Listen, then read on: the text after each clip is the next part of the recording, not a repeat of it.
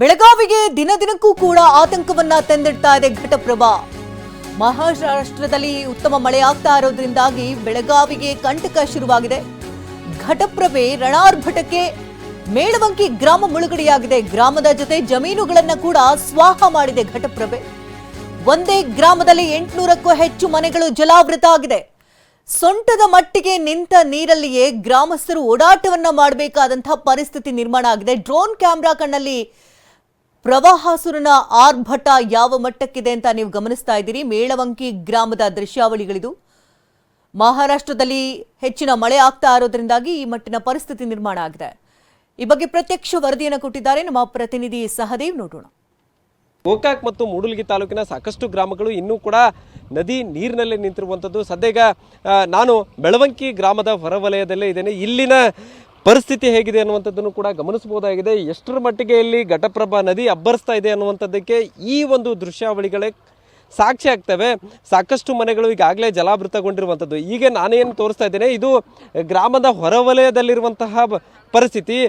ಇನ್ನೂ ಕೂಡ ಇಲ್ಲಿಂದ ಸುಮಾರು 2 ಕಿಲೋಮೀಟರ್ ದೂರದಲ್ಲಿ ಈ ಒಂದು ಘಟಪ್ರಭಾ ನದಿ ಹರಿಯುತ್ತೆ. ಅಲ್ಲಿಂದ ಇಲ್ಲಿವರೆಗೂ ಇಷ್ಟೊಂದು ದೊಡ್ಡ ಪ್ರಮಾಣದಲ್ಲಿ ನೀರು ಹರಿದು ಬಂದಿರುವಂಥದ್ದು.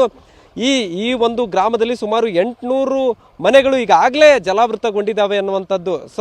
ಸದ್ಯ ಏನು ಸಾಕಷ್ಟು ಜನರು ಕೂಡ ಇಂತಹ ಒಂದು ರಭಸವಾಗಿ ಹರಿಯುವಂತಹ ನೀರಿನಲ್ಲೇ ಈ ಒಂದು ನದಿಯನ್ನು ದಾಟ್ಕೊಂಡು ಬರ್ತಾ ಇರುವಂಥದ್ದನ್ನು ಕೂಡ ಗಮನಿಸ್ಬೋದಾಗಿದೆ. ಈಗಾಗಲೇ ಸಾಕಷ್ಟು ಕುಟುಂಬಗಳನ್ನು ಕಾಳಜಿ ಕೇಂದ್ರಕ್ಕೆ ಇಲ್ಲಿರುವಂತಹ ಸ್ಥಳೀಯ ಶಾಸಕರು ಅದರ ಜೊತೆಗೆ ಅಧಿಕಾರಿಗಳು ಶಿಫ್ಟ್ ಮಾಡುವಂಥ ಕೆಲಸವನ್ನು ಮಾಡಿದ್ದಾರೆ. ಅದರ ಜೊತೆಗೆ ಸಾಕಷ್ಟು ಜನರು ಕೂಡ ಇನ್ನೂ ಗ್ರಾಮದಲ್ಲೇ ಇದ್ದಾರೆ ಅನ್ನುವಂಥದ್ದು. ಹೀಗಾಗಿ ಹಲವರು ಗ್ರಾಮದಿಂದ ಹೊರ ಬರ್ತಾ ಇರುವಂಥದ್ದನ್ನು ಕೂಡ ನೀವೀಗ ದೃಶ್ಯಾವಳಿಗಳಲ್ಲಿ ತೋರಿಸ್ತಾ ಇದ್ದೇವೆ. ಸದ್ಯ ಮುಂದ್ಗಡೆ ಕಾಣುವಂತಹ ಮನೆಗಳೇನಿದ್ದಾವೆ ಅವು ಎಲ್ಲವೂ ಕೂಡ ಈಗಾಗಲೇ ಕಂಪ್ಲೀಟಾಗಿ ಜಲಾವೃತಗೊಂಡಿರುವಂಥದ್ದು.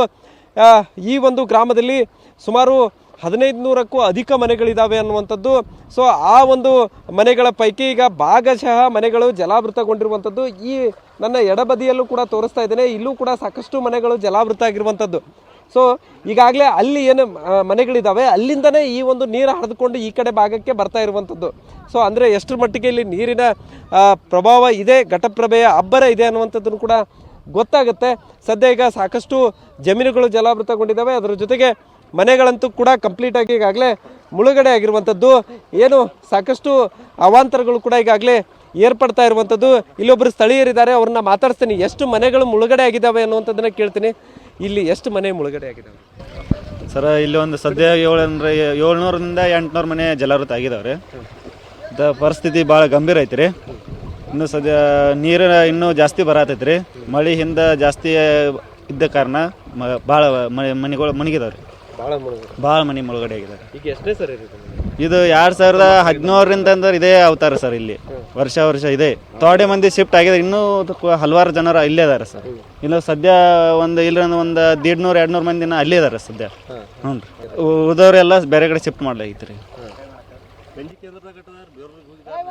ಇದಿಷ್ಟು ಸದ್ಯ ಈಗ ಈ ಒಂದು ಗ್ರಾಮದಲ್ಲಿ ಸಾಕಷ್ಟು ಮನೆಗಳು ಜಲಾವೃತಗೊಂಡಿದ್ದಾವೆ. ಸಾಕಷ್ಟು ಜನರನ್ನ ಈಗಾಗಲೇ ಕಾಳಜಿ ಕೇಂದ್ರಕ್ಕೆ ಶಿಫ್ಟ್ ಮಾಡಿದ್ದಾರೆ. ಆದರೆ ಕೆಲವೊಂದಿಷ್ಟು ಜನ ಇನ್ನೂ ಕೂಡ ಊರಲ್ಲಿದ್ದಾರೆ ಅನ್ನುವಂಥ ಮಾಹಿತಿ ಕೂಡ ಹೇಳ್ತಾ ಇರುವಂಥದ್ದು. ಕ್ಯಾಮರಾಮನ್ ಪ್ರವೀಣ್ ಜೊತೆ ಸಹದೇವ್, ಮನೆ TV9 ಬೆಳಗಾವಿ.